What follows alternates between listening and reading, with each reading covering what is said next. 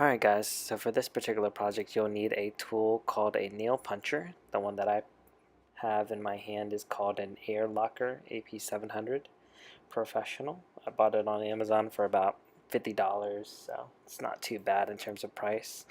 And what we're doing here is I'm going in and punching the nails that are used to hold in these shiplap boards that are about half an inch thick or so in our kitchen that we're renovating.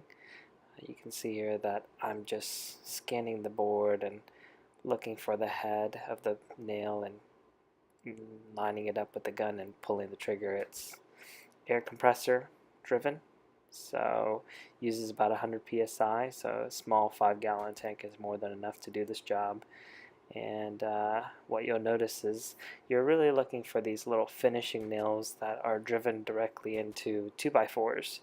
So that kind of gives you an idea of where to look in the board. And most of these boards are really only nailed in on one side because the other side it has a beveled end or a slotted end that connects or really lines up with the previous board that was nailed in, so you really only have to slot it into the slot and then nail the other side.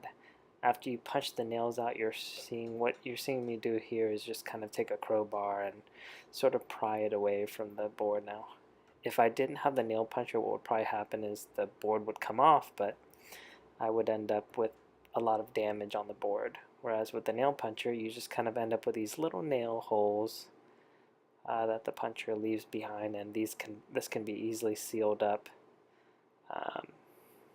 later on when we decide to repurpose this board for probably an accent wall or something. So you can see here how quick it is for me to go back in and sort of nail all the nails or punch them through. And now, just as a general note, when you're using this nail puncher, it's not punching the nail all the way through the board, it's just punching it through about halfway.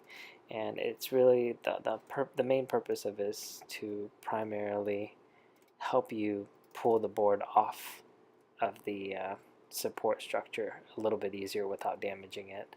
So you won't, the nail will still be there when you pull the board off, so you'll have to still go back and use a hammer and kind of pry it from the boards, the 2x4s, but at least this way you kind of get to preserve the shiplap that's there and use it for something else.